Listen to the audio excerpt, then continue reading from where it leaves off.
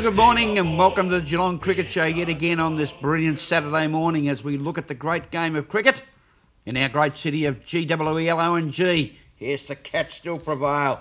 And in Premier Cricket, the Geelong Cats had a great win last weekend against Frankston Peninsula and today come up against Carlton down at the Geelong Cricket Ground. Joining me at the table of knowledge is a man who is a true blue. Yes, he barracks for the Carlton Football Club and the Carlton Cricket Club. How bluer can you get than that? Tim Mitchell. Good morning, Tim. Yeah, good morning, Graham. Good morning to all the viewers. I wouldn't say I completely barrack for the Carlton Cricket Club. I do think they'll get a win today against Geelong, which might be a little bit uncharacteristic going for the team, obviously being a Geelong boy, but it's always good to see the Cats get up as they did last week against the Heat up there at Frankston, and I've got a few mates down there at Geelong as well, so I wouldn't say that I don't like seeing Geelong win, but as much as my heart says Geelong today, I will be backing Carlton to get a win in that one. Spoken and authorised by Brendan Favola, and joining us as a special guest at the table this morning. Well, he used to drink water down at Colac, and it shows you that there is something in the Colac water. It's a very warm welcome to North Geelong's, the man of speed and also placement, Cole Millard. How are you, Cole? Yeah, good, thanks, Graham. Thanks for having us along. Well decked out in the great black and white magpie shirt there. Yeah, it's always good to have the North shirt on. Turning our attention to Premier Cricket, Geelong got off to a good win last weekend against Frankston Peninsula thanks to a 171-run partnership between Liam Buchanan, 100 runs, and also Damien Shanahan scoring 80. A magnificent win today. They take on their old foes Carlton down at the Geelong Cricket Ground. Carlton have won both games so far this season.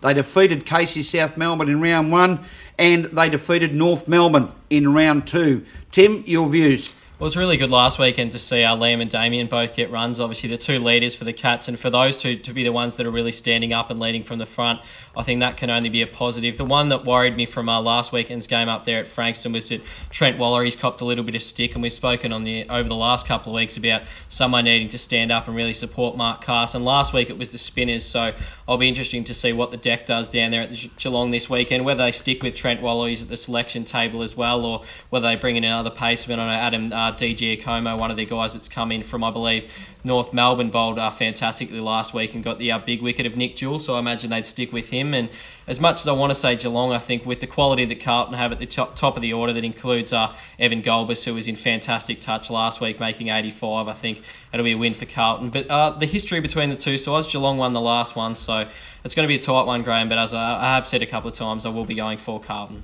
Well, I will stick with the wonderful Geelong Cats, yes, the Geelong Cricket Club to take the points down at the Geelong Cricket Ground. It'll be a terrific game between these two sides. Another one-day fixture, and certainly Damien Shanahan moving up to the top order of the batting has certainly helped the Geelong Cricket Club off to some very fine starts in their innings, and last weekend's example of that, and I'm sure that the Geelong Cricket Club will go on and win this particular weekend. Cole, you might have a thought on who do you think might win that one?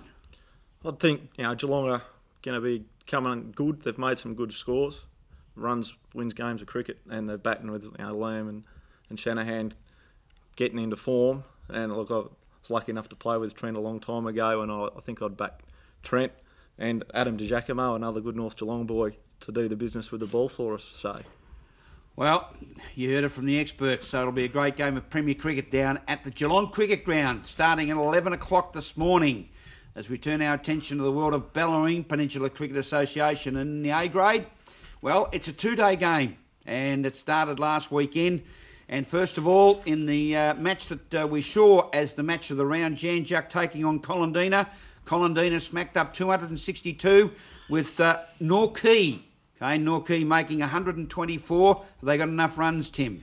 Yeah, I think so. Colandina should have enough runs on the board. But saying that, Jan Juck are a side that normally chase big totals really well. I had a chat to their coach, Aaron Muncie, a little bit earlier in the week, and he said that normally chasing the smaller totals are a side that they're a bit of an anomaly because they chase those small totals badly, but then you put them up against a big total, say a total around about the 250, which you're obviously chasing this week, and they chase it really well and with a lot of confidence. There's plenty of good batsmen in that Jan Juck side. You've got Ian Ligo coming back after missing in round 1. Craig Lucas is in there, who made a lot of runs last season as well, and then Muncie was in form with the bat as well last week. So Colin are going to need to get early wickets, there's no doubt about that, but I think 262 should be enough, and they've got another guy, Luke Weitenheimer, who came in and got 3 wickets with the ball last week. So if he can get a couple early, and then Brendan Hall and a few of the other boys with the ball stand up for Colindina, then I'd be tipping a win for the Cobras.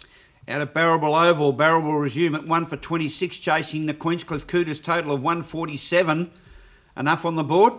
I don't think so. Barrable should really be good enough to chase that. Yes, they did lose David Hutchinson without troubling the scorers, but considering that Jed Potter did such a good job with the ball, they'll be extremely keen to back him up. They've still got Caton Pickering and Heath Farnsworth also to come.